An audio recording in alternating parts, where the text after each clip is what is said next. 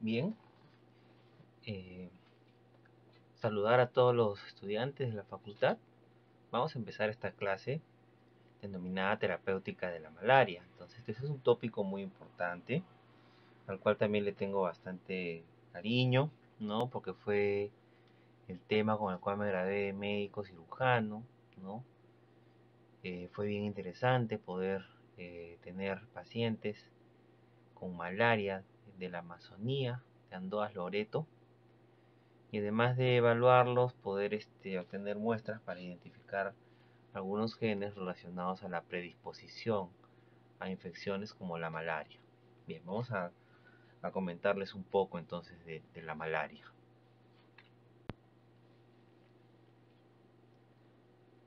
Muy bien, eh, a propósito de estadísticas, ¿no? De alguna manera tenemos que ir viendo si estas enfermedades que vamos a tocar la terapéutica tienen relevancia en relación a cifras, ¿no? Porque definitivamente todas las enfermedades son plausibles de ser estudiadas, pero definitivamente tenemos que ir puntualizando aquellas que tienen más carga, ¿no? Tanto de mortalidad como de morbilidad en la población, ¿no? Y entre las enfermedades crónicas transmisibles están, es un grupo de enfermedades importantes, ¿no? De origen infeccioso, y entre aquellas está la malaria, pues, ¿no? Bueno, para el 2018, ¿no? Se ha estimado más o menos 228 millones de casos de malaria en todo el mundo, ¿correcto? Digamos que lo positivo de esa cifra es que hay una aparente, ¿no? Disminución de los casos, y eso radica en las intervenciones que se han venido realizando por parte de los estados, ¿no? De lejos, ¿no? La región con más carga de morbilidad y mortalidad, sobre todo por malaria, es la región del África, ¿correcto? 213 millones, ¿no? O sea, el 93%, ¿no? Bueno, luego siguen otras regiones, ¿no? Cercanas, ¿no? Al África, como el Asia Sudoriental, ¿no? 34% de los casos, y la región del Mediterráneo Oriental, el 2.1%, ¿correcto? Esto es para ver un poquito el mapa, ¿no? El heat map de la malaria a nivel del mundo, ¿correcto? Entonces, observamos acá, ¿no? A grandes rasgos, ¿no? Podemos observar las zonas calientes de malaria a nivel global, ¿no? Y bueno, aunque no lo cité previamente, ¿no? Está Sudamérica, Centroamérica y parte de Norteamérica, ¿no? Muy poca parte de Norteamérica como zona caliente para la malaria, ¿no? Y en ese sentido está incluido el Perú, la Amazonía, la Amazonía del Perú, Ecuador, Colombia, Venezuela, Brasil, ¿no? Se salvan Chile, Argentina, Uruguay. Hacia aquí veíamos África, ¿no? El suroriente, ¿no? O sea, los asiáticos y parte de la Eurasia. Y aquí lo vemos, ¿no? Ya en relación a estimados de riesgo, ¿no? Zonas de riesgo de malaria, ¿no? De hecho, África es la zona de más alto riesgo, de más casos de malaria, como decíamos. Y Perú está acá, ¿no? Con riesgo moderado, ¿correcto? Y bueno, otras regiones están ya con riesgo bajo o muy bajo, ¿no?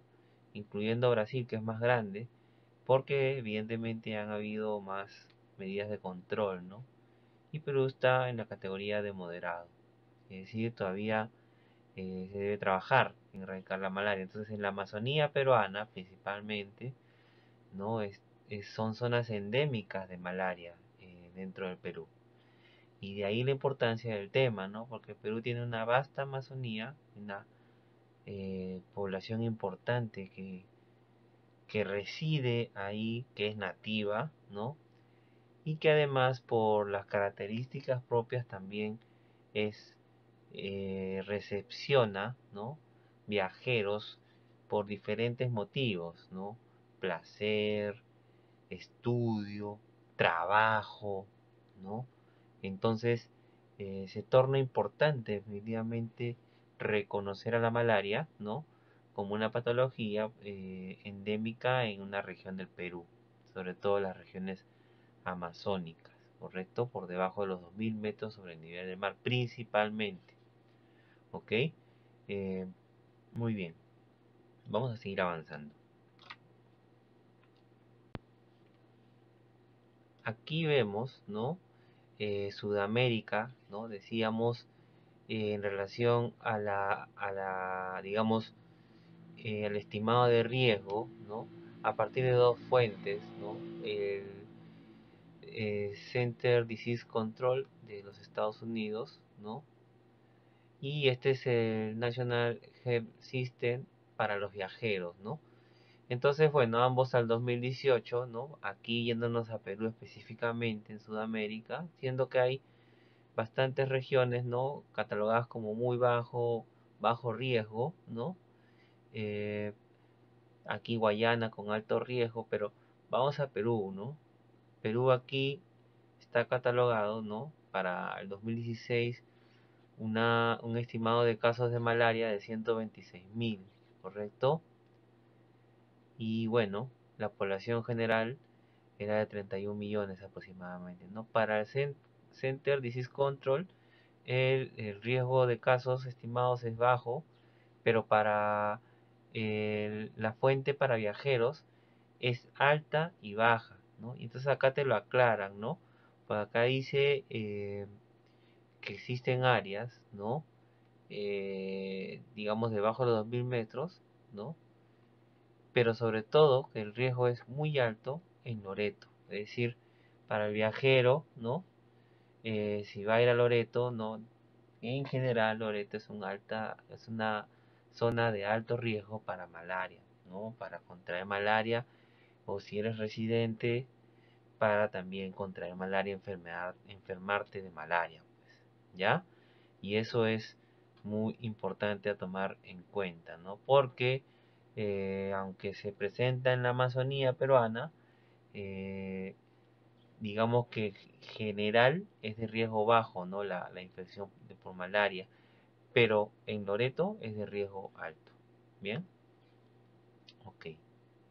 Aquí está Brasil, que también tiene las mismas características, ¿no? A pesar de que para el CDC es una zona de bajo riesgo, tiene zonas, ¿no? Así semejante a Loreto, ¿no?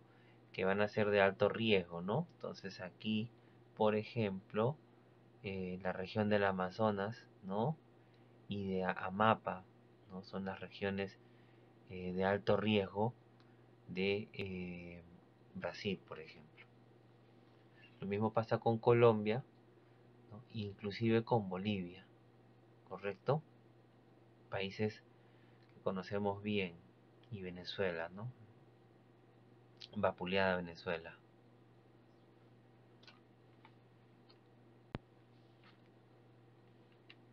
Muy bien. Y malaria es una enfermedad parasitaria, ¿no? Es decir, que la va a producir un parásito del género Plasmodium. Entonces, van a haber una serie de tipos de Plasmodium, ¿no? Especies. Falciparum, Vivax, Ovale, Malaria, entre otros, ¿correcto? De lejos, ¿no? En relación a África, siendo la región con más casos de malaria, el Plasmodium falciparum es el agente patogénico más frecuente para esas regiones y en general para las regiones de más alta frecuencia de malaria, como el Asia Oriental, Mediterráneo Oriental y el Pacífico Occidental, ¿correcto? Están las cifras más altas de Plasmodium falciparum. Esto es muy importante, ¿no? Porque una cosa es infectarse por Plasmodium falciparum que infectarse por otros tipos de Plasmodium, ¿correcto? Este es un punto gravitante, ¿ya? Que lo debemos seguir eh, reteniendo desde este momento para las consideraciones siguientes, ¿sí?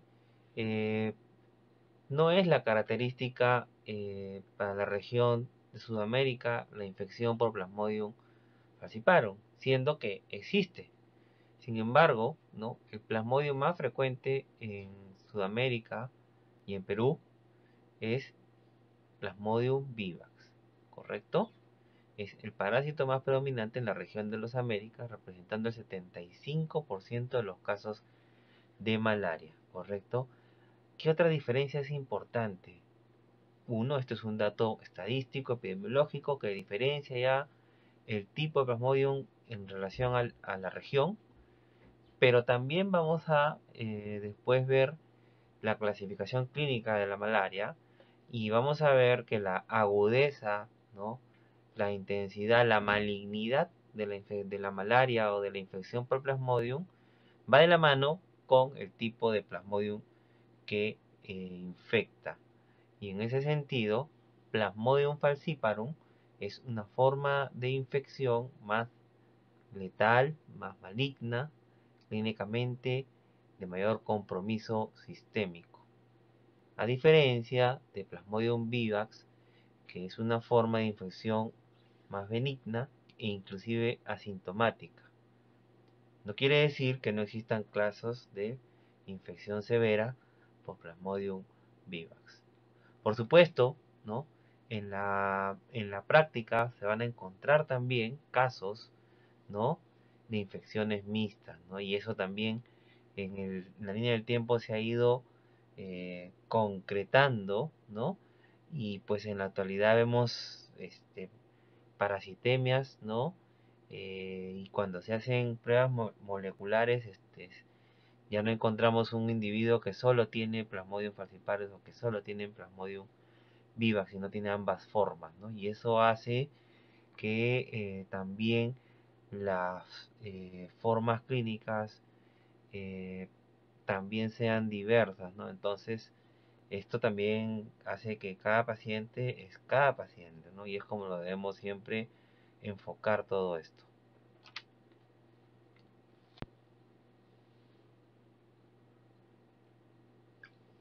Muy bien. Esto es un gráfico muy reconocido por todos ustedes que estoy seguro que están recordando, ¿no? Ya estamos hasta aquí, excepto las estadísticas, esto ya no es nuevo, esto hicieron en años previos, ¿no? Pero es para recordar el ciclo de la infección por malaria, ¿no? Y de alguna manera hacer un sobre la par, ¿no? De la fisiopatología, ¿no? Entonces todo empieza, ¿no? Cuando un vector, correcto, un vector denominado mosquito anófeles, ¿no? Va a morder al individuo, ¿no? Va a picar, que le dice, correcto. Y bueno, al hacerlo y entrar en contacto con la sangre del sujeto, le va a depositar una forma del parásito Plasmodium que se llama esporozoito, ¿correcto? Este esporozoito, ¿no? Va a llegar primero al hígado, ¿no? Y va a invadir al hepatocito. Muy bien. Entonces, al invadir al hepatocito, tenemos un hepatocito infectado, ¿correcto? Entonces, aquí estamos viendo el hepatocito infectado. Al estar infectado y ya al estar al interior va a utilizar al hepatocito, lo va a parasitar, ¿ok? Y entonces ahí va a empezar a replicarse este esporozoito y va a pasar a una forma distinta que se llama esquizonte, ¿correcto? Por un lado, ¿no? Algunos hepatocitos, ¿no? Van a evolucionar a hepatocitos deformes debido a la formación de esquizontes. Otros se van a quedar infectados, ¿no? Con un esporozoito y se van a quedar así, ¿no? En lo que le denominan un hipnozoito, ¿ya? Recuerden esto porque es muy importante. Bueno, este hepatocito deforme, ¿no? Que contiene una forma del parásito que se llama esquizonte, ¿no? Va a deformar tanto que va a destruir, ¿no? Destruir al hepatocito Y con ello, ¿no? Todas estas formas que están aquí, ¿no? Liberándose, que se llaman trofozoitos, van a salir y van a invadir el torrente sanguíneo, ¿correcto? Entonces, ya en estos estadios, ¿no? Empieza a haber respuesta inmunitaria, primero natural, ¿no? E inespecífica, y después celular y humoral específica, ¿no? Entonces, la respuesta fisiopatológica principal es la mediada por la inmunidad, que termina por gatillar, por supuesto, a las cascadas inflamatorias, ¿ya? Entonces, estos esquizontes, ¿no? Terminan por invadir eh, en el torrente sanguíneo las siguientes células que son de su predilección, ¿no? Que vendrían a ser los eritrocitos. Entonces, algunos, ¿no? Trofozoitos que han sido liberados de este esquizonte van a ingresar al eritrocito, ¿correcto? Y al interior lo van a parasitar nuevamente, ¿no? Segunda célula que van a parasitar, ¿sí? Para formar nuevos esquizontes.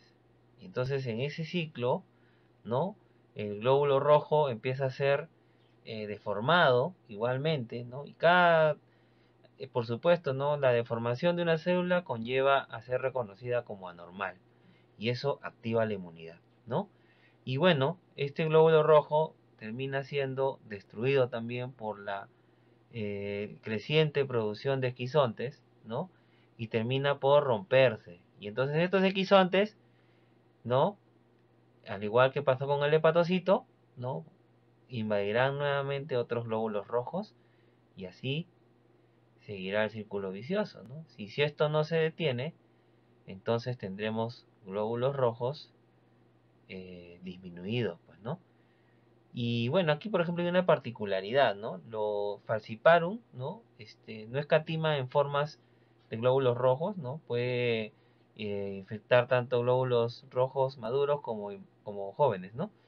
En cambio, los esquizontes de Plasmodium vivax, ¿no? Principalmente invaden reticulocitos, ¿no? Bueno, este trofozoito, ¿no? Liberado aquí del esquizonte del hepatocito, ¿no? Unos iban a los eritrocitos, pero otros, ¿no?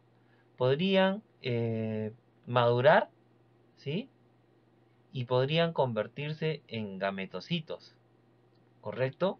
Este gametocito, ¿no? Observen, ¿ya? Que puede madurar en la sangre tranquilamente, ¿ya? Eh, por supuesto, ¿no? Pueden haber gametocitos, ¿no? A través de reproducción asexual, ¿no? Eh, Sexuales masculinos, femeninos, ¿no? De los diferentes tipos de Plasmodium. Y entonces en estas formas, ¿no? Viene un mosquito, pica al hombre o lo muerde, ¿no? Y al alimentarse de su sangre del hombre puede ingerir estos gametocitos. Y entonces, en el mosquito, ¿no? Estos gametocitos se evolucionarán a mega gametocito, ¿no? Micro gametocito, micro gametocito entero, o quinote, o ciste, ¿no? Hasta llegar nuevamente a esporozoito nuevamente para picar nuevamente un hombre e infectarlo, ¿no? Entonces aquí se da el ciclo sexual, ¿no? Del plasmodio, ¿correcto? Entonces, qué interesante la gráfica porque también te presenta los estadios de infección y los estadios de diagnóstico, ¿no? Entonces miren la D, ¿no? Prácticamente uno puede hacer diagnóstico, ¿no? En las fases eritrocitarias y principalmente en las fases eritrocitarias. Así es, en las fases eritrocitarias principalmente esquizontes, trofozoitos, trofozoitos maduros pueden ser identificados, reconocidos, gametocitos, ¿correcto? Esto principalmente por las diferentes pruebas diagnósticas que vamos a ver en un momento. ¿Correcto? Entonces, en todo este proceso, ¿no? Les vuelvo a repetir, la fisiopatología está mediada por la inmunidad, primero natural o inespecífica, ¿no? Que implica que las células que han sido infectadas sean reconocidas como extrañas en el momento que son deformadas, ¿no? Empiezan a haber presentación de antígenos, en fin. Y también va a haber en un siguiente momento, ¿no? Ya una inmunidad humoral y celular que se activa mediada por las cascadas de la inflamación, ¿correcto? Entonces todo eso eh, va a conllevar, ¿no? A un correlato de manifestaciones clínicas, ¿correcto? Que son importantes que los tengan en cuenta, ¿ya? Aquí salta a la vista, ¿no? Que si hay ruptura de hematíes, debe haber anemia, ¿no? Entonces, la anemia, ¿no?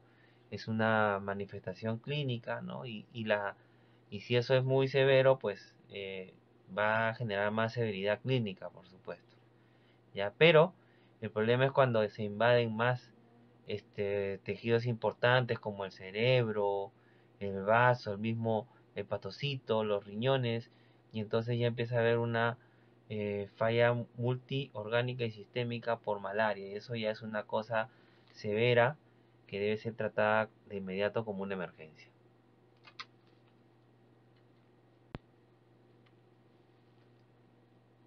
Muy bien, esto es solamente para resaltar las características del vector, ¿no? El vector es un mosquito, ¿correcto? Que lo denominamos el anófeles, pero tiene bastantes especies, pues, ¿no? Y que varían según la región. Aquí en Sudamérica, ¿no? El anófeles, y en Perú también, por los estudios que se han realizado, el anófeles principal, ¿no? Es el anófeles darlinchi, ¿ya? Entonces, este es el anófeles que debemos recordar, ¿no? El que produce, el vector, ¿no? Del Plasmodium para Perú es el anófeles darlinchi, bueno, y en Sudamérica, ¿correcto? Y bueno, que hay unas características no relacionadas a la conducta, ¿no? Del anófeles que vale la pena tener en cuenta, ¿no? Entonces, miren, el anófeles darlingi, ¿no? Muerde, digamos, en tiempos indistintos, ¿no? En las diferentes regiones. No tiene una conducta de hacerlo solo en las mañanas, etcétera, ¿ya? Hay otros anófeles secundarios que son importantes también ya, pero que no lo voy a ampliar ahorita, pues porque la clase no es tampoco es para extendernos a toda la parasitología, ¿no? Y se supone que esto lo han visto también en parasitología, en el curso de parasitología que tenemos, ¿no? Pero sí sí, o sea, desde el punto de vista de la medicina sí es importante que lo vayan recordando, ¿no? Hay otros tipos de de anófeles que también transmiten el plasmodium, pues ya, entonces para tomar en consideración, ¿por qué? Porque como médicos, evidentemente vamos a intervenir a pacientes por un lado, ¿no? Directamente, ¿no? Directamente en la cabecera, etcétera, en el consultorio, ¿no? Pero por otra parte también vamos a tomar decisiones grandes, ¿no? Cuando estén en la dirección de una red, de una DESA, ¿no? De un ministerio, etcétera. Y entonces ahí justamente decisiones macro son medidas de intervención para la erradicación o el control de la anófeles, ¿no? Y entonces ahí es donde estos remarks que están acá son los que de alguna manera ayudan para las otras medidas, ¿no? Que son también medidas de salud pública, ¿ya? Entonces, no olviden eso, porque muchos de ustedes van a ser asistentes, ¿no? Otros van a ser gerentes, ¿no? Otros se van a dedicar a ciencia y tecnología, en fin. Entonces, cada uno va a tener su espacio. La medicina es demasiado amplia en la actualidad, ¿ya? Muy bien. Entonces, aterrizamos ahora, luego de conocer el ciclo de infección, de haber hablado un poquito la fisiopatología mediada por la inmunidad. Nuevamente, inmunidad natural e inespecífica primero y luego inmunidad humoral y celular, ¿ya? Que terminan por generar respuestas inflamatorias en relación activación de citocinas mediadas con la proinflamación, interleuquina 6, interleuquina 1, factor de necrosis tumoral alfa, ¿no? Y la mediación, activación de macrófagos, activación de fagocitos, ¿no? Activación en específica para el complemento, mediante sistema de complejo de ataque de membrana. Entonces todo ello confabula, ¿no? Hacia las células infectadas, ¿no? Y bueno, termina por producir todo un correlato clínico. Y ahí vamos a tener dos formas clínicas bien definidas, ¿ya? Malaria no complicada y malaria complicada o severa, ¿no? Son las, digamos, esto también ha evolucionado con el tiempo la tipificación, pero esta es la actual y esta es la que vamos a manejar, malaria no complicada y malaria complicada. Entonces la malaria no complicada o benigna, ¿correcto? Esta es la malaria clásica, ¿no? Que bueno, esto sucede a las 6 o 10 horas, ¿no? Post, digamos, eh, contacto con el parásito, ¿ya? Y bueno, aquí se establecen tres, digamos, etapas, ¿no?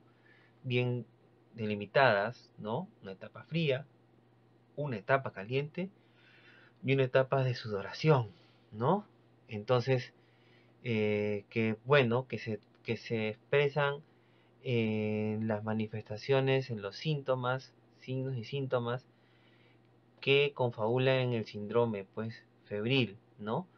Porque se caracteriza por fiebre, calofrío, sudoración, dolor de cabeza, náuseas y vómitos, en el cuerpo y malestar general. Este correlato, ¿no? de signos y síntomas es la forma de malaria no complicada, ¿correcto?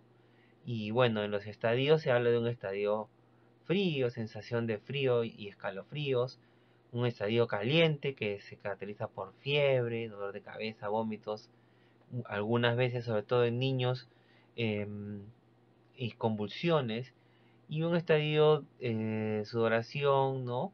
En que justamente hay una sudoración importante y que hay un retorno a la normalidad en la temperatura y cansancio, ¿no? Después de subir una fase de sentirse cansancio, agotamiento, ¿correcto? Entonces, es importante, ¿no? Ir reconociendo acá la fiebre, ¿no?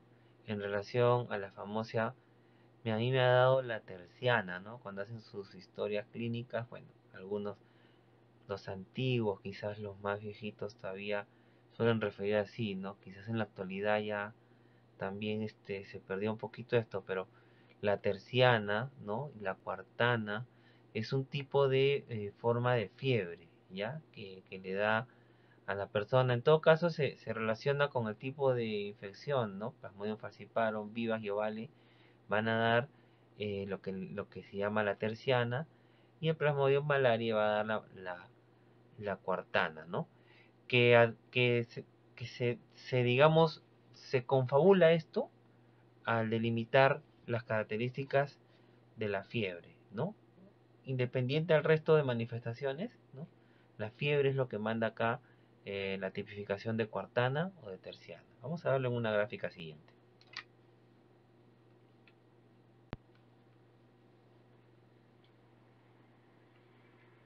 Bien, aquí un poquito para consolidar, ¿no? Las características clínicas en la malaria, ¿no? Entonces, miren, acá tenemos la descripción clínica de la malaria, ¿no? Habíamos dicho que la malaria por falciparum era de lejos la forma maligna, ¿no? Y fíjense cómo las siguientes formas de malaria vivas, que es la más importante en el Perú, ¿no? Es benigna, ¿no? Al igual que ovale, al igual que malaria, ¿no? Y en las formas mixtas ya es algo más impredecible, ¿no? Pero mírense, al lado de cada una de ellas también está el término terciana, terciana, terciana, ¿no? Cuartana, ¿no? Entonces, ¿qué significa, no? Entonces, miren, también nos hablan de un periodo de incubación, ¿no? Para el caso del Plastiparum, de 8 a 25 días, de vivas para 21 a 32, ovale y malaria semejantes, ¿no?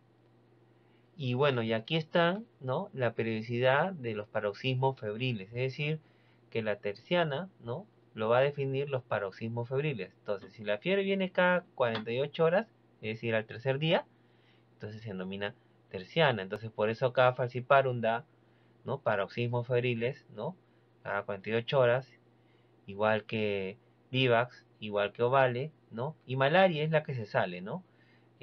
Cada 4 días. Por eso al cuarto día viene el paroxismo febril. En cambio la mixta, la fiebre es continua, ¿no? Y los paroxismos o las crisis febriles, ¿no?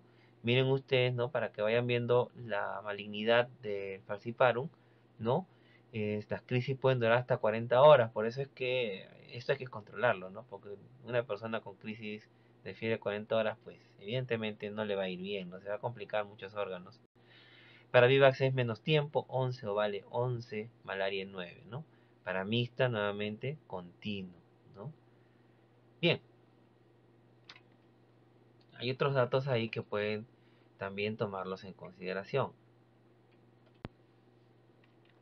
Nada, aquí solamente es para verlo gráficamente, ahora sí, ¿no? La fiebre, ¿no? La crisis, pasan 2 días, el tercer día nuevamente fiebre, 2 días, tercer día fiebre, la terciana, pues. ¿Correcto? Terciana benigna o simple, ¿no? Plasmodium viva, ¿no? Plasmodium falciparum, ¿no? 2 días, la terciana, ¿no? Pero esa crisis dura más tiempo, ¿no? ¿Correcto? Y la forma de Plasmodium malaria, la cuartana, ¿correcto? Por eso es que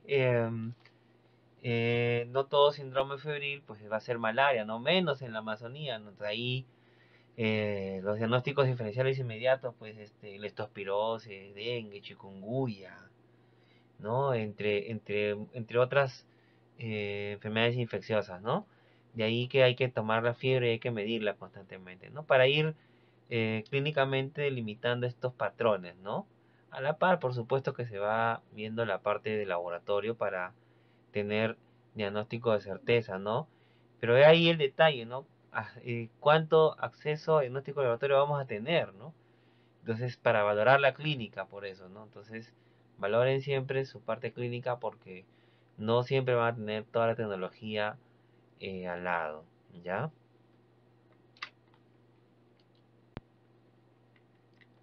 Bueno, y la malaria maligna, ¿no? O malaria severa o complicada es la otra forma de malaria, ¿no? Recuerden que el Plasmodium falciparum es de alguna manera el principal agente causal de malaria severa, mas no es el único. En las formas mixtas, además, esto podría también presentarse, ¿no? Aunque en Perú la forma principal es por Plasmodium vivax, recuerden que también existe Plasmodium falciparum, ¿no? Hubo una época en el Perú 2006, 2008, ¿no? En que Plasmodium falciparum empezó a ser más frecuente que Plasmodium vivax en la Amazonía peruana. Sin embargo, ¿no? Lo paradójico fue que las formas clínicas, ¿no? Se esperaría, ¿no?, de que fueran formas clínicas severas como en África. Sin embargo, no se observó ese fenómeno. Sí se observaron formas más severas, como también se observa con Plasmodium vivax, pero no fue pues algo así extrapolado directamente, pues, ¿no? En la cual, uy, Plasmodium falciparum, entonces ya nos fregamos, vamos a tener formas severas. No, no fue así, ¿ya? Y bueno, eso es para que vean cómo la teoría es una cosa y la práctica es otra, ¿no? Lo que dicen los textos norteamericanos es una cosa y lo que pasa acá en el Perú es otra cosa. Entonces hay que aprender las bases de todo y a partir de ello manejarnos, ¿ya? No seamos robots, por favor. Bien, la forma severa es severa, pues, ¿ya? Y ocurre, pues, con complicaciones serias de disfunción de varios órganos, producto de las anormalidades que se va a presentar por la malaria, ¿no? Tanto disfunciones metabólicas, disfunciones sanguíneas, disfunción cerebral, ¿no? Y ahí que se habla de malaria cerebral, ¿no? Cuando se habla de malaria severa, porque pues el plasmodium va a afectar al cerebro, ¿no? Y va a haber manifestaciones propias de la afectación del cerebro, ¿no? En la conducta, en el estado de conciencia, puede llegar hasta el coma, ¿no?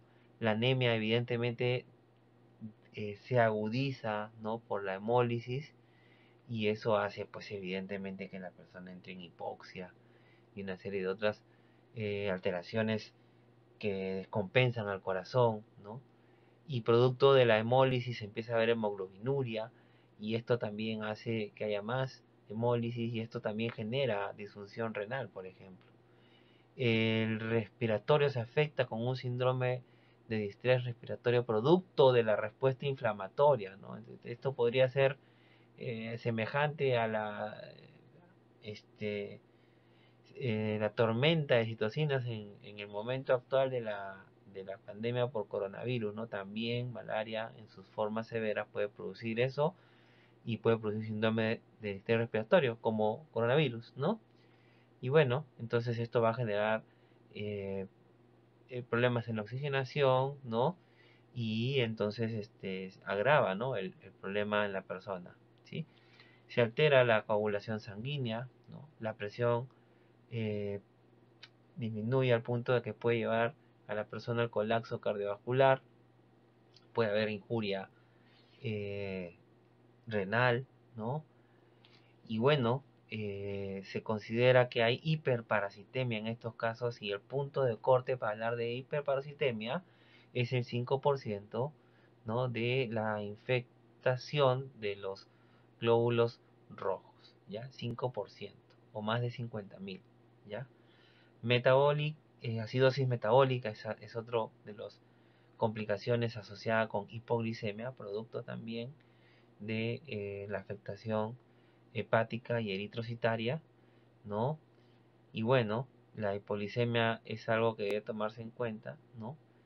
Porque puede ocurrir además en gestantes con malaria no complicada. Entonces esto podría ser un predictor para la complicación de la malaria en la gestante, ¿ya?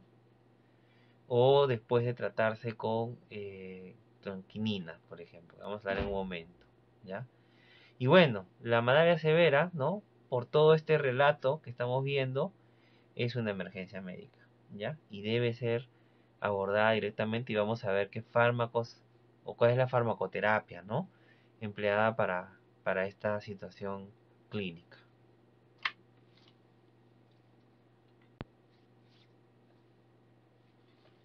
Bien, aquí es parte de lo que he relatado hace un momento, ¿no?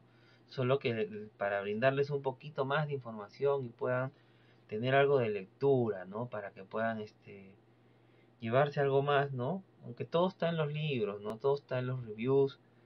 Con certeza que ustedes tienen más tiempo que quienes habla para estudiar y para leer, y tienen más años para hacerlo también, ¿no? Pero bueno, lo que he podido compilar se los estoy poniendo acá, ¿ya? Entonces esto es para consolidar un poquito la forma severa de malaria, ¿no? Recuerden el compromiso de varios órganos y las fallas de varios órganos y sistemas: neurológico, central, pulmonar, ¿no? La temperatura, la importancia, ¿no? Recuerden que la hipertermia, ¿no? Producto de la fiebre, pero también puede haber hipotermia, miren ustedes, ¿no? Y esto es una em, congratulación de la infección hacia la sepsis generalizada, ¿no? Miren qué importante. Entonces también puede producir sepsis, por supuesto, ¿no? Malaria puede producir sepsis, por supuesto, ¿no? Criterios de sepsis. Aquí tenemos también los manifestaciones hepáticas y renales que hemos hablado, ¿no? La hiperparasitemia, les decía, ¿no? Mayor a 50.000 formas asexuales para Plasmodium falciparum, o en malaria mixta con Plasmodium viva, ¿no? Y la complicación de esto es la anemia grave, pues. Correcto, vamos a avanzar. Muy bien, entonces, parte del diagnóstico, ¿no? Como verán, ¿no? Es epidemiológico, ¿no? Evidentemente, el reconocer la epidemiología, las zonas endémicas, ¿no?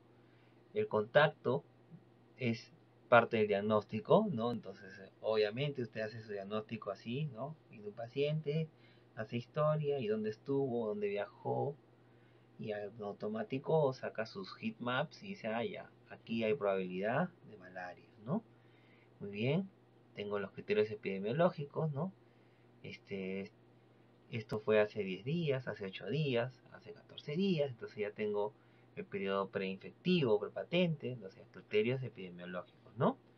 Y bueno, y luego veo la parte clínica, ¿no? Todo lo que hemos visto, a ver, he estado con fiebre hace 2 días, y luego me bajó, y luego volvió a subir después de 2 días. Ah, ¿y dónde he estado? He estado en Loreto. Ah, entonces, terciana. Ah, ya tengo terciana, ¿no? ¿Se da cuenta?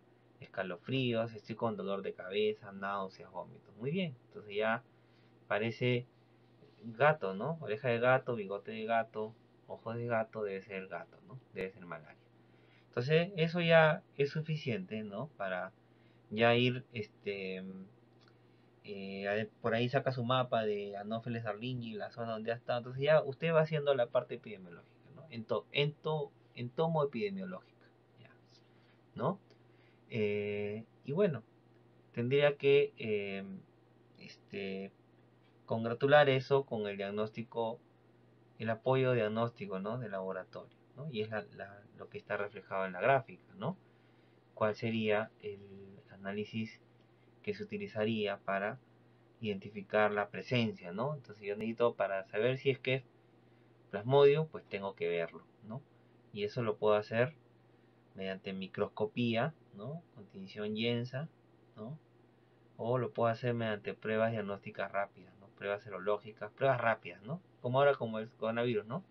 O sea, pruebas de ELISA, ¿no? Inmunoensayos, ¿ya? Muy bien, entonces, pero si no tienes esto, ¿no? Como en las infecciones bacterianas, ¿no? Si conoces tu epidemiología, tu frecuencia, tu endemicidad, deberás iniciar con terapia empírica también, pues, ¿ya? Sobre todo si es que es una presentación clínica severa, ¿no? No te vas a demorar, ¿no? En emprender acción, ¿no? Y por supuesto uno dirá, bueno, y si tengo que indicar un antimalárico endovenoso, bueno, pues de repente no tienes endovenoso, pero tienes en tabletas, no sé, pues le pondrás una sonda y se lo darás por la sonda, pues, ¿no? Si es que no está tolerando vía oral, ¿no? Pero busca solución, ¿ya? Eh, en fin, pero digamos que hay que hacer la identificación del parásito. Tenemos estas dos auxiliares, hasta tres, ¿no? Vendría a ser la prueba molecular, igualito, ¿no? Así como el coronavirus, ¿no? La prueba molecular sería la más sensible, la más específica, ¿no? El problema del diagnóstico por microscopía es que es técnico y depende de el ojo, ¿no? Entonces, el ojo bien entrenado va a poder identificar al Plasmodium por un lado y identificar y diferenciar el tipo de Plasmodium, ¿no? Entonces hace más difícil el tema, ¿no? En cambio, las pruebas rápidas te pueden identificar con más sensibilidad, ¿no? Que el ojo, porque ya es inmunológica la prueba, eh, y la especificidad es donde se empieza a caer, ¿no? Porque pueden haber falsos positivos, ¿no? O puede también tener un espectro sin asegurarte de que no, la posibilidad de que no que hay otra forma más de plasmodio, ¿no? En cambio, la prueba molecular te define, pues, específicamente cuál es o cuáles plasmodios estarían presentes en el cuerpo, ¿no? El hecho es que, digamos, lo convencional es la utilización de estas dos, ¿ya? El diagnóstico por microscopía, la gota gruesa, ¿no? Y las pruebas rápidas serológicas o pruebas de ELISA. Estas son las dos características las que utilizan habitualmente. Muy bien, entonces aquí solo para reforzar, ¿no?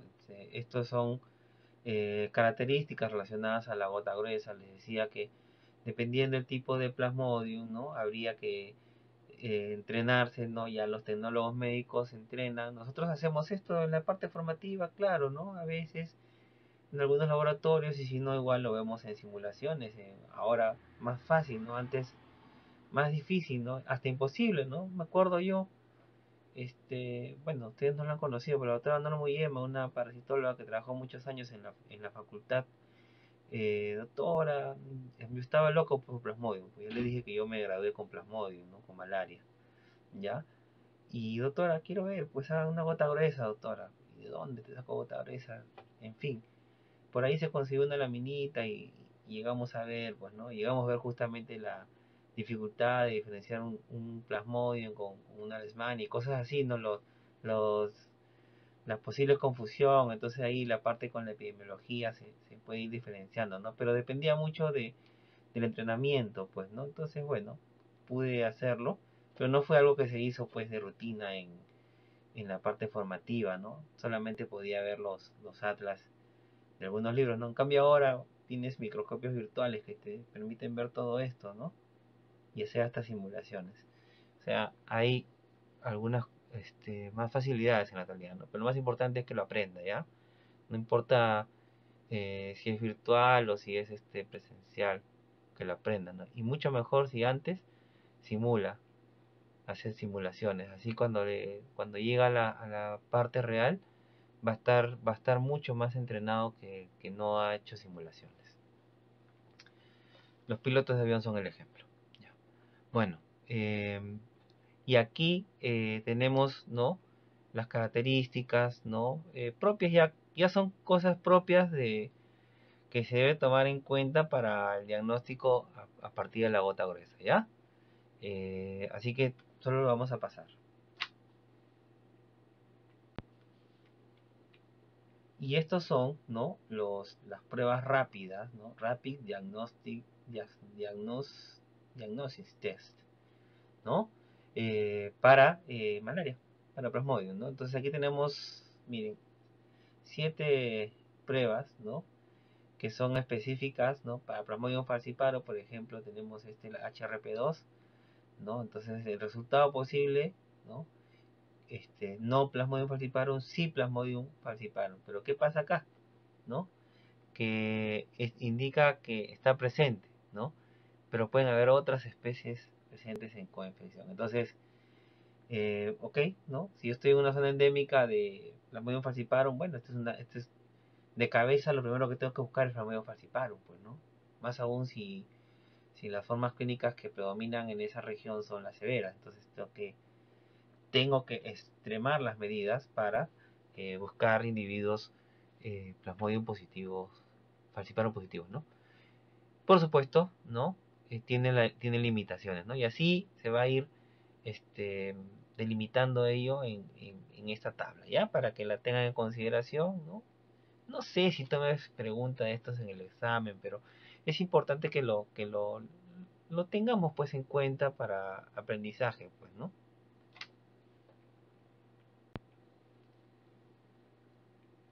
Muy bien, y llegamos, ¿no? Ya a la parte de la intervención propiamente en la persona infectada, ¿no? Y vamos a hacer un recorrido del ciclo nuevamente, pero ahora abordando la farmacoterapia, ¿ya? Y bueno, ¿no? Entonces recordemos, ¿no? El mosquito pica, ¿no? Y deposita sus esporozoitos. Estos migran primero al hígado, ¿no? Y infectan hepatocitos, ¿no? Estos hepatocitos al interior, el esporozoito, ¿no?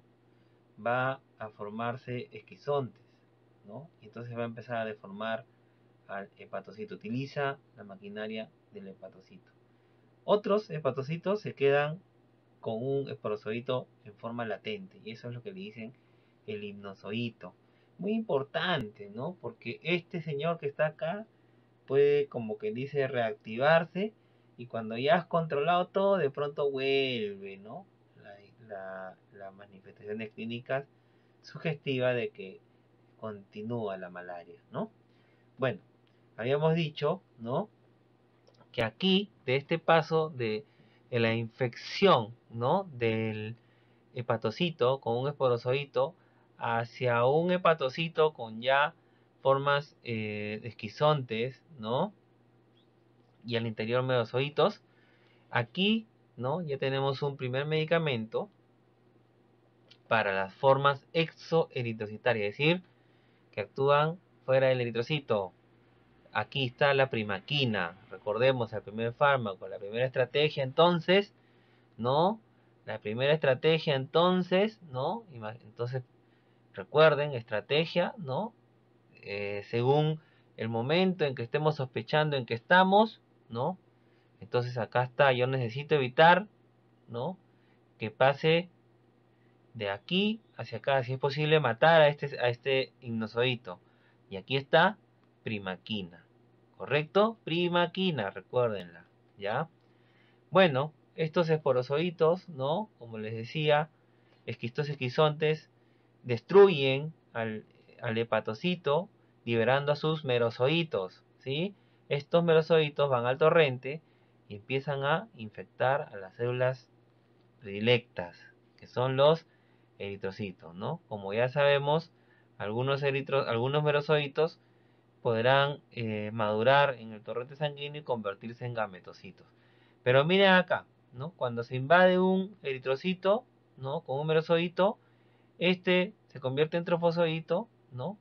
Y va a madurar utilizando la maquinaria del eritrocito a esquizonte, ¿no?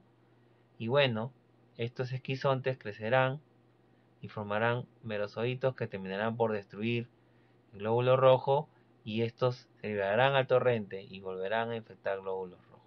Otros madurarán en gametocitos. Aquí, en este paso, ¿no? De trofozoito a esquizonte, en el eritrocito, ¿no? Están los medicamentos eficaces contra la forma eritrocítica, ¿correcto? Y aquí tenemos, ¿no? A la artemisina y sus derivados, a la atovaquona y proguanilo, a la cloroquina, a la quinina, la mefloquina y la pirimetamina, ¿correcto? Entonces miren, acá tenemos. Aquí está así, de forma individual, ojo. Aquí la importancia de esta primera fase de la farmacoterapia radica en reconocer, ¿no? Las estrategias, ¿no? Entonces yo tengo una estrategia extraeritrocitaria y una estrategia eritrocitaria. ¿Qué pasa aquí? ¿No? Que si esto se agudiza, ¿no? Las complicaciones son mayores, ¿no? Entonces es importante intervenir las formas eritrocitarias, por supuesto, para evitar que de ser una malaria no complicada pase a malaria complicada. Y si es complicada, intervenir de todas maneras, ¿no? Entonces ahí tenemos estos medicamentos que están acá, ¿correcto? Miren ustedes acá, los gametocitos, ¿no? Necesitan, ¿no? Pasar al mosquito, ¿correcto? Y en el mosquito ya sabemos que continúa su ciclo. Bueno, aquí tenemos un medicamento contra los gametocitos o gametocida. ¿Cuál es? Primaquina. Entonces, miren la estrategia, ¿no? Entonces pensemos la situación problema, ¿no? Pensemos la situación problema para ver cuándo es pertinente primaquina, cuándo es pertinente artemisina o artesunato, cloroquina, quinina, mefloquina, pirimetamina, ¿ya? Pero en esta gráfica, ¿no? Hemos identificado la farmacoterapia. Esta es la farmacoterapia de la malaria, no hay otra cosa, ¿ya? Lo siguiente que viene ya son los esquemas, ¿ya? Y esa es una parte más memorística, más de práctica, pero la estrategia sale de aquí, ¿ya? ¿Para qué utilizamos primaquina? Para formas exoeritrocitarias. Entonces buscamos cortar, ¿no? El ciclo, ¿no? De el esquizonte, ¿no? Del hipnozoito hacia el esquizonte, del esquizonte a merozoitos, ¿no? Primaquina actúa en las formas celulares, hepáticas, pero también actúa en los gametocitos. Se habla de que tiene un efecto también en la forma eritrocitaria, pero como es tan pobre, por eso es que no se grafica acá. Pero cuando ustedes lean, seguramente encontrarán, pero primaquina también, ¿no? Mejor me adelanto, porque después me van a estar preguntando, ay, doctor, estás equivocado, ¿no? Sino que hay cosas que decimos principalmente, ¿no? La mejor opción, cuál es la opción más importante, etcétera, ¿no? Y eso es en base al perfil, pues obviamente, ¿ya? Muy bien.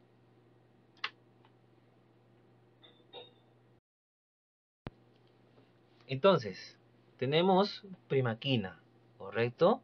Es una droga, ¿no? Pertenece a una familia, 8-aminoquinolina, ¿no? Como hemos hablado, ¿no? Actúa en las formas exoeritrocitarias tisulares, ¿no? Tanto Plasmodium vivas como Plasmodium ovale, ¿no? ¿Por qué? Porque estos dos tipos de Plasmodium son los Plasmodium que producen malaria o paludismo recurrente. ¿Por qué será? Claro, ya dijeron todo, por los sinusoídos. Bueno, entonces, por eso es importante la primaquina también, ¿no? Para evitar la recurrencia de la malaria. Entonces, a veces la intervención es muy buena para la fase aguda, pero nos olvidamos y bueno, entonces hay que evitar la recurrencia, ¿no? Hay que terminar el trabajo, como quien dice, ¿ya? Muy bien. Y bueno, nuevamente acá lo nombran las formas gametocíticas, ¿no? Que también es importante interrumpir la transmisión de la enfermedad, ¿correcto? O sea, el control tiene que ser completo. Muy bien. Y bueno, y vale la pena, ¿no? Notar la nota, ¿no? La nota que está acá, la primaquina no es eficaz contra el estadio electrocitario del paludismo, ¿no? Siendo que actúa también ahí. Pero por esta razón, ¿no? La primaquina se combina con medicamentos que tratan la forma eritrocítica, como la cloroquina y la mefloquina. Y bueno, esa es la razón, ¿no? Entonces también con esto ustedes van a entender la razón por la cual, una de las razones por la cual se da terapia combinada, ¿no? Porque por un lado tenemos infección tisular y tenemos infección eritrocítica, ¿no? Entonces eso congratula el hecho, la estrategia de intervenir en ambas partes. Bueno, algunas cuestiones más de la primaquina, ¿no? En relación a su mecanismo de acción, aunque no está bien conocido, ¿no? Eh, básicamente tiene un efecto tóxico sobre el parásito, ¿no? Y básicamente le quita la energía al parásito, ¿no? Porque interviene a nivel de la mitocondria, ¿no? Aquí está, digamos, su forma de uso principal para las formas exoeritrocitarias, espectro a nivel del ignosoito, evita recaídas, tiene un espectro a nivel eritrocitario como indiqué, pero es pobre, y un espectro importante sobre los gametocitos, principalmente falciparum, miren, y en menor cuantía vivax, ¿no? Porque además puede presentarse resistencia a Plasmodium vivax.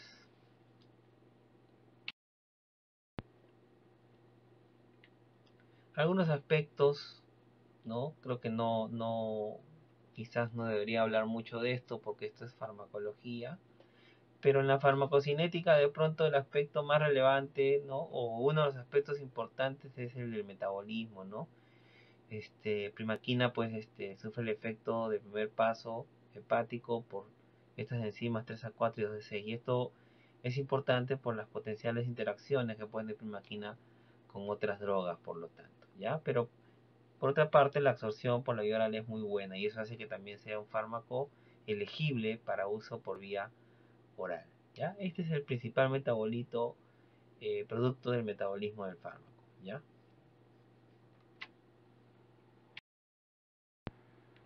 Y bueno, esa biotransformación, ese efecto de primer paso por estas enzimas, son los que dan el origen a interacciones con fármacos como la warfarina y que terminan por incrementar las concentraciones de warfarina, ¿no? Y eso es algo que debemos recordar, ¿no? Cuando se da primaquina, ¿no?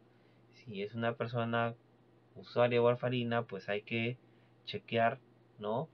La potencial interacción y controlar, ¿no? Porque esto es muy importante, la farina puede generar hemorragias, ¿ya? Y nada, acá como ven, miran, 865 interacciones reportadas con primaquina. Entonces, hay que aprenderse las 10 primeras, aunque sea. Vamos a avanzar. Un poquito las reacciones adversas de la primaquina en relación a cifras, ¿no? A veces tenemos, por un lado, lo que nos relatan los textos en relación a reacciones adversas y a veces no tenemos estadísticas, ¿no? Y extrapolamos, ¿no? Directamente, eh, algunas reacciones adversas, ¿no?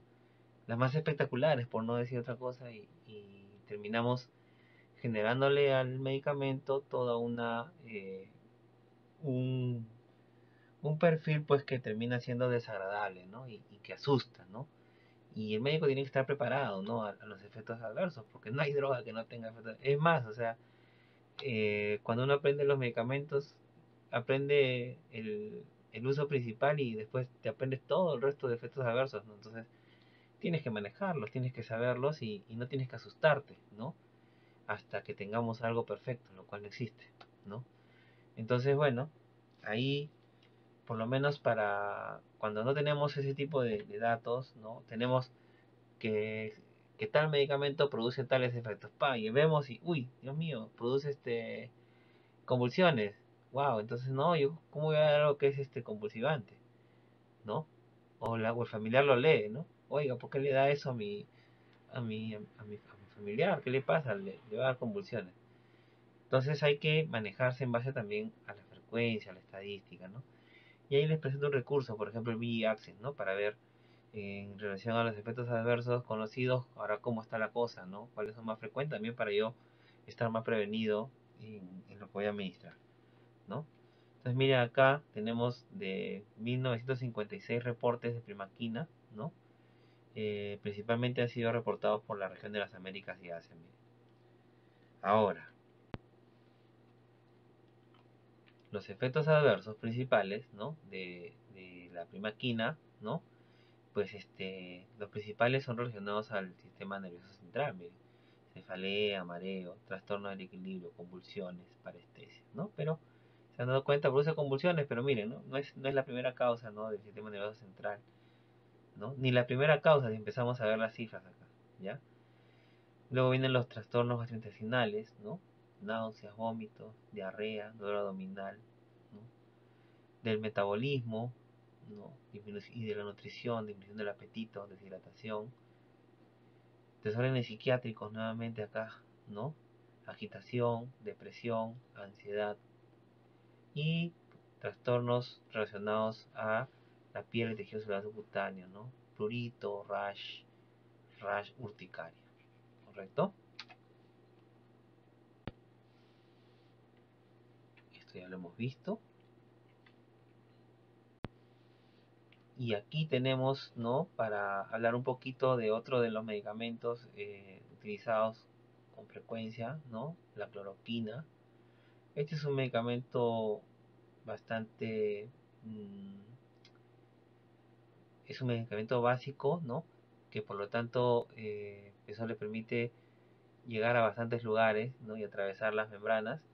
Y producto de eso ingresa al glóbulo rojo, ¿no? Al eritrocito, ¿no? Va a protonar, ¿no?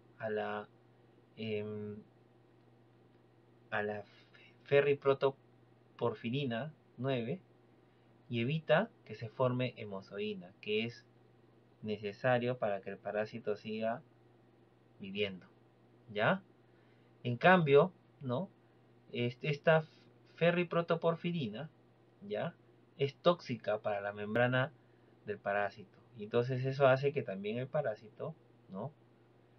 Se dañe, pues, ¿no? Se haga un daño oxidativo y que mate al parásito, ¿no? Lamentablemente en eso también se lleva la membrana del mismo glóbulo rojo, ¿no? Parte de lo necesario, ¿no? Para controlar, ¿no? Al parásito. ¿Correcto? Entonces por eso la cloroquina, asimismo, aumenta los hidrogeniones, ¿no? Y cambia el medio hacia básico, ¿no? Del interior. Y eso también es en contra de la vida del parásito. ¿Correcto? Acá está, de alguna manera, ¿no? Lo hace cloroquina, pero también lo hace hidroxicloroquina y también lo hace quinina. Por eso es que son empleadas también para la malaria.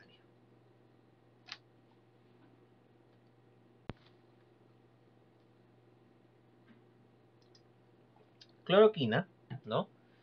Como les decía, es una molécula con pK abajo, es una molécula neutra. Esto le permite atravesar membranas fácilmente, se absorbe bien por ello por la vía oral. Sin embargo, tiene una biotransformación hepática y, producto de ello, presencia de metabolitos activos Este es un dato importante, la amplia distribución en los tejidos, 100 litros por kilogramos, y sobre todo que los tejidos le sirven de depósito a la cloroquina. Entonces esto es un dato importante, ¿no? Porque pueden haber, digamos, pueden haber salida de estos depósitos al sector sanguíneo, y esto podría llevar a concentraciones más elevadas, ¿no? Que no necesariamente es bueno, ¿no? La excreción es renal en el 70%, ¿no? Inalterado, y 30% alterado. El tiempo de vida media es largo, ¿no? Entonces aquí tenemos los metabolitos propios de la biotransformación. Estas son las enzimas que biotransforman, ¿no? Y bueno, aquí la cloroquina, ¿no? Se elimina por la vía renal, ¿ya? 50%, ¿no? Por la orina, de forma como cloroquina, 10% como desacetilcloroquina, que es el metabolito principal, ¿ya? Y bueno, entonces, el hecho de que tenga biotransformación es importante tomar en cuenta en relación a las interacciones, ¿no? En el bloqueo de estas enzimas o la inducción también de estas. Otro punto importante para la cloroquina es que está contraindicado en aquellos individuos con deficiencia de la glucosa sulfato de deshidrogenasa. Esto es frecuente en África. En Latinoamérica, en Perú, no hay datos así exactos, así que hay que tomarlo en cuenta, ¿no? ¿Qué pasa? Que el dar medicamento en estas personas hacen que haya más anemia hemolítica, ¿ya? Estas vendrían a ser las reacciones adversas más importantes, acorde a la estadística de reacciones adversas del B-Axis de la OMS, ¿no? Y miren ustedes acá, a la cabeza están las reacciones en la piel y tejidos del vaso cutáneo, luego siguen las gastrointestinales, del sistema nervioso central, en el ojo, ¿no? Puede producir ceguera, desórdenes psiquiátricos, y en sexto lugar está esta de acá, que es bien importante, bien sonada, ¿no? Que son los desórdenes cardíacos, y entre las más importantes, producto de su efecto sobre la prolongación del QT, la taquicardia ventricular polimórfica o torsades de Poynting, ¿no? Miren ustedes, dentro de todos los desórdenes cardíacos es bien infrecuente, ¿no? 8 reportes nomás, ¿no? Esto es lo que decía, ¿no? A veces digamos, nos acordamos de esto y lo hacemos como si fuese lo primero, ¿no? Entonces así empezamos a tener temor, ¿no? En utilizar esta droga, ¿no? Hay que basarnos en la evidencia total, ¿no? Y bueno, luego viene hidroxicloroquina, que también tiene las mismas cualidades que cloroquina, ¿no? Desde el punto de vista parasiticida, ¿no? Las diferencias en realidad radican en que la eliminación es 40-50% por vía renal, ¿no?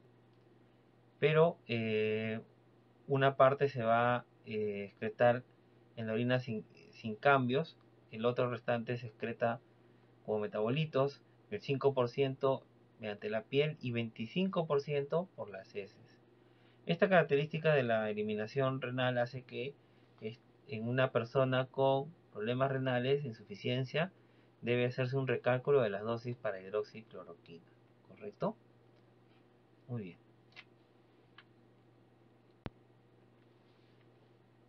Y bueno, hidroxicloroquina salió posterior a cloroquina, ¿no? Con la idea y con la modificación química en su estructura de que se reduzcan los efectos cardíacos. Y en realidad sí pasó, ¿no? Recuerden que cloroquina, en relación a esta estadística, ¿no? Los desórdenes cardíacos se presentaron en el sexto lugar, ¿no? Entonces prácticamente acá escaló hasta el 10º lugar para esta base de datos de RAMS de hidroxicloroquina, ¿no? Y miren ustedes, ¿no? Este, solamente el torsades de Poynter representó el 5%. O sea, sigue siendo una RAM rara, ¿no? Y en todo caso, lo importante es que siendo que es una RAM de cuidado, hay que siempre estar vigilando al individuo, ¿no? En relación a los problemas cardíacos que pueden ocasionar este medicamento, ¿no? Y los desórdenes a nivel de la vista, ¿no? Entonces, en realidad, cloroquina y hidroxicloroquina siempre se recomienda, ¿no? Desde el punto de vista terapéutico, cuando se indique, hay que vigilar, ¿no? La parte del ojo, oftalmología, ¿no? Y la parte del corazón, cardiología, ¿no? Es un trabajo conjunto con los colegas cardiólogos y colegas oftalmólogos, ¿no? Y si no, de lo contrario, ¿no? Si no los encuentra, no los tiene a la mano, recuérdelo, ¿no? Por lo menos su evaluación clínica seriada, oftalmológica, ¿no? Y en el caso del corazón, su evaluación, pues espero que tenga por lo menos un electrocardiograma, ¿no? Para ir siempre monitorizando los patrones del EKG, ¿no? De lo contrario, clínica, jóvenes, clínica.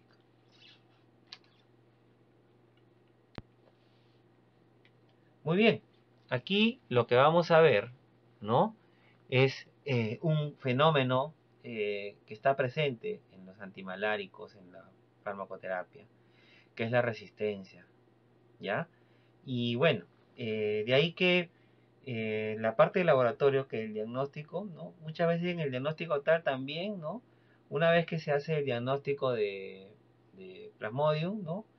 De inmediato bueno, según el acceso que se tenga, se busca el diagnóstico de resistencia, ¿no? A los antimaláricos, porque ya hay marcadores de resistencia identificados, ¿no? Que tienen que ser identificados mediante pruebas moleculares, evidentemente, ahí sí no hay otra, ¿no? Pero acá tenemos, ¿no? Para derivados de artemisina, para la mefloquina, tenemos por ejemplo, para Plasmodium falciparum, tenemos a este MDR1, ¿no? Que significa multidrug resistant 1 de Plasmodium falciparum, ¿no? Tenemos para cloroquina, esta es una bomba, ¿no? Esta es una bomba que está presente en la membrana de la vacuola, dentro del eritrocito, ¿no? Este es el Plasmodium, ¿no? Que está dentro del eritrocito, ¿no? Entonces la vacuola del Plasmodium, esta bomba, ¿no? Retira artesunato de mefloquina, ¿no? Para que evite, pues, ¿no? Evite que estas drogas eviten la utilización de la hemoglobina, eh, bloqueen la utilización de la hemoglobina por el parásito, ¿no? Entonces la retiran, ¿no? Y aquí la cloroquina tienes a esta CRT, que aquí están sus siglas, a ver, vamos a buscarla. A ver, ¿dónde está CRT? Es de cloroquina resistant transporter, ¿ya? Entonces, este es un transportador de cloroquina igualmente, ¿no? Que es una bomba de eflujo que retira la cloroquina hacia digamos, fuera de la vacuola, ¿no? Y bueno, ya fuera de la vacuola ya es más fácil que el plasmodio utilice otros mecanismos para la ineficacia de la cloroquina, ¿no? Eh, en fin, aquí tenemos uno para los grupos sulfóxidos, aquí tenemos otro proteína, ¿no? Relacionadas a la dihidrofolato reductasa, ¿no? Y al proguanilo, ¿no? Y bueno, aquí está la atovaquona, ¿no? Que actúa a nivel de la mitocondria. Y aquí tenemos una proteína también, ¿no? Que al mutar, ¿no? En su genoma genera resistencia para que la atovaquona ingrese, pues, ¿no? Esta es el CITB, correcto, que significa, a ver, vamos a buscarlo acá, no me acuerdo el nombre, CITB, citocromo BC1, ¿no? Correcto, entonces estos son marcadores que también se recomiendan hacer, ¿no? ¿Para qué? Para tomar la decisión de qué medicamento debe tomar la persona, ¿no? Y si se dan cuenta, ¿no? Principalmente son de Plasmodium falciparum, ¿no? Porque es donde se ha estudiado más y evidentemente, pues, ¿no? Porque se debe extremar, ¿no? El tratamiento de Plasmodium falciparum considerando que las formas clínicas son más severas y letales, ¿no? Pero por supuesto también existen para Plasmodium vivas, Plasmodium ovale, Plasmodium malaria, ¿ya?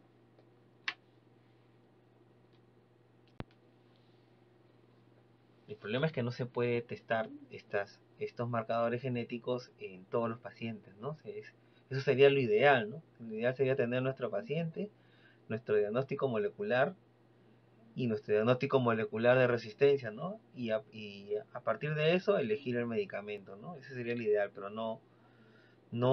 eso no pasa en la vida real, ¿no? En estudios, pacientes que ingresan a estudios quizás pueden tener ese tipo de intervenciones muchas veces, pero sí es algo que explica muchas veces por qué el tratamiento no es el más eficiente, y eso tiene que hacer reflexionar a los médicos que están tratando a los pacientes con malaria, ¿no? Para hacer cambios rápido y rescatar al paciente, pues, ¿no?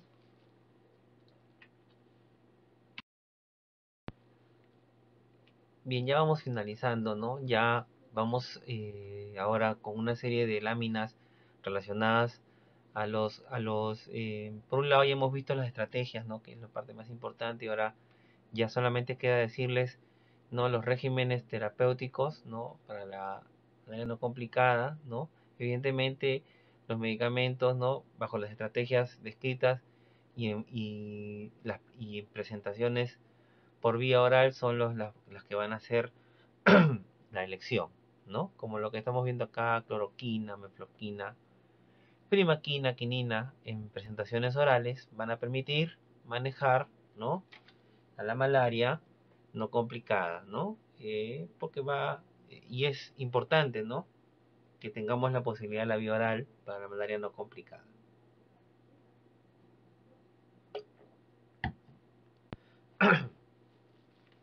Aquí tenemos, ¿no? Para las formas severas, miren ustedes, ¿ya? Van a ver fármacos antimaláricos que hemos revisado, ¿ya? En presentación para administración endovenosa. Entonces aquí está el artesunato, el artemeter, ¿no? Derivados de la artemisina, correcto. Pero también está la quinina, ¿no? Dihidroclorida y quinina gluconato, correcto. Y en todo caso, sea derivados de la artemisina, o sea quinina o quinidina, ¿no? Se debe combinar, ¿no? Se debe sumar siempre medicamentos como la doxiciclina y la clindamicina, ¿ya? En especial, muchas veces, recuerden ustedes que la malaria severa es una emergencia, ¿no? Y de ahí que rápidamente se debe intervenir con una vía rápida, pues que es la endovenosa. Entonces, muchas veces se empieza así y se debe continuar con formas por vía oral, ¿no? Y se debe sumar a esto la doxiciclina y la clindamicina, por ejemplo, ¿ya? Que también pueden ser administradas endovenosas y que también tienen formas farmacéuticas para vía oral.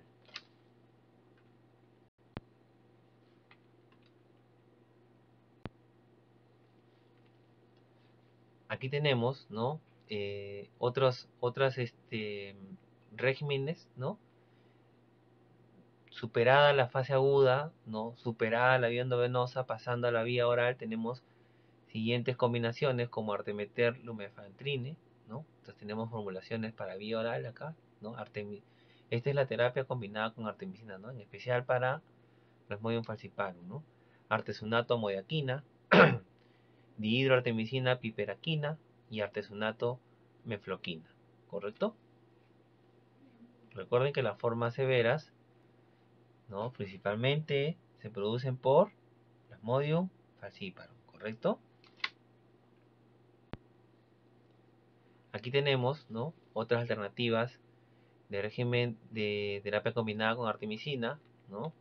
Entonces tenemos artesunato por vía oral, combinado con doxiciclina por vía oral o con clindamicina, también por vía oral.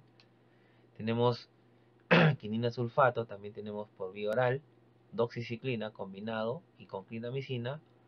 Tenemos atovaquone y probanil en tabletas y mefloquina. Y si se dan cuenta, ¿no? Hay régimen para adultos y régimen para niños, ¿no? Varía, no es lo mismo, ¿ya? Y aquí sí podría venir alguna pregunta, ¿no? Yo no soy mucho de la política de memorizar esto porque esto se aprende prescribiendo todos los días, ¿no? y ahí se te graba la dosis y todo eso, ¿no? Creo que, pero las bases son los más importantes, ¿no? Así que, bueno, para ponerles algún nivel de ciencia más, seguramente les preguntaré alguna dosis de todas maneras.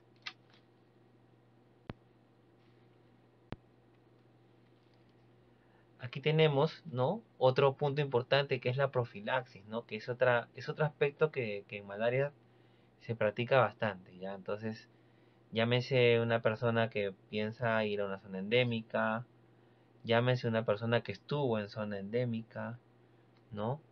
Llámese una persona que quiere protegerse antes de llegar, que quiere protegerse durante y que debe protegerse después, ¿no? O sea, la profilaxis, ¿no? Cuando ya tú entras a profilaxis para malaria, significa que vas a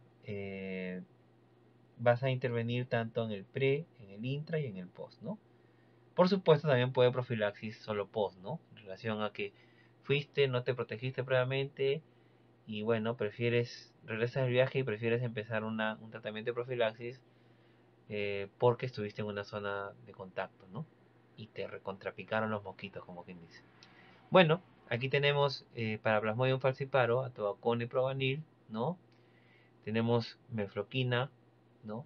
Doxiciclina y tafenoquina, ¿no? Para Plasmodium falciparum, ¿no? Tenemos por vía oral, por supuesto, ¿no? La frecuencia, cuántos días antes se debe tomar y cuánto tiempo después se debe utilizar, ¿no? Entonces dense cuenta, entonces van a ver algunos que se empiezan pocos días antes y se extienden muchos días después, hasta semanas, ¿no? Y eso hace pues que muchas veces por eso la profilaxis sea, eh, digamos, inadecuada, ¿no? Porque no se tiene muchas veces la disciplina para llevar todo este régimen de profilaxis, ¿no? Y bueno, eso no es bueno tampoco porque ahí es donde se puede generar fenómenos de resistencia. Y por otro lado, tomar tantos días un medicamento de todas maneras va a tener reacciones adversas, ¿no? Y la persona a la primera nomás, ¿no? Deja de utilizarlo, ¿no? Y se confía, ¿no? Dice, ah, ya para qué, ya regresé, no me ha pasado nada, ¿no? Entonces en realidad, ¿no? Le van a consultar, ¿no? Y cuando tome la decisión, pues asegúrese, ¿no? De que cumpla el régimen de tomar antes, durante y después de haber regresado a la zona endémica, ¿ya? Porque todo está en relación al ciclo, pues, de infectividad, ¿ya? Áreas con sensibilidad a cloroquina por Plasmodium falciparum, entonces se tiene cloroquina, oral, hidroxicloroquina, atobacona, eploganil, mefloquina, doxiciclina y tafenoquina, ¿ya? Igualmente están las frecuencias, cuánto tiempo antes y hasta cuánto tiempo después descontinuar, ¿ya? Tomen en cuenta este uso en la gestante, por favor, ¿ya? Aquí tenemos, ¿no? La profilaxis para zonas o áreas con plasmodium vivas, por ejemplo, Perú, ¿ya? Entonces, si usted va a ir a Loreto, por ejemplo, ¿no? Entonces, si quiere hacer profilaxis, entonces acá puede empezar con primaquina. Ahí está primaquina, ¿no? Entonces debe tomarla 2 tabletas, ¿no? Una vez al día, iniciar 1 o 2 días antes, ¿no? Y descontinuar hasta 7 días después de la exposición. O sea, después de que llegas a tu viaje, 7 días más, ¿ya? Entonces miren ustedes, ¿no? Si comparamos con doxiciclina, ¿no? Miren, 1 o 2 días antes y tienes que tomarlo hasta 4 semanas, un mes después de la exposición, ¿no? Entonces eso también hace la diferencia en elegir, ¿no? Yo les soy sincero, ¿no? En mis viajes a la Amazonía, yo lo hice con doxiciclina, ¿no? Porque primaquina no había y era caro, ¿ya? Ahora es parte del programa, ¿ya? Ahí está cloroquina también, está hidroxicloroquina, tobacona, probanil y tafenoquina, ¿ya? Luego, evidentemente, ¿no? Ante la presunción de recurrencia, ¿no? Antirrecurrencia o antirrecurrencia, terapia antirrecurrencia para Plasmodium viva y Plasmodium vale. Ahí está la primaquina a la cabeza, ¿no? Ya hemos hablado de los sinusoides y la tafenoquina, ¿ya? Entonces, por favor, tomen en cuenta estos detalles, ¿ya? Simplemente acá les voy a dejar más información, ya, de otras fuentes, ¿no? En relación a profilaxis para que eh, se lleven algo, como les digo, ¿no? Igual ustedes pueden leer mucho más, mucho más, ¿ya? Pero por lo menos con esto deben tener un material compilado que creo que les va a ayudar, ¿ya? Igualmente Primaquina, ¿no? Para Primaquina, algo más de información. Recuerden Primaquina, Vivax, ¿no? Artemisina y derivados, Falciparum, ¿no? Atovaquone y Proganil sirve para ambas, Falciparum y Vivax, ¿no? Aquí tenemos doxiciclina, ¿no? Doxiciclina, ¿no? También para ambos casos sirve la profilaxis, ¿no? Y nada, jóvenes, estas son las referencias que hemos utilizado para hacer esta clase, ¿no?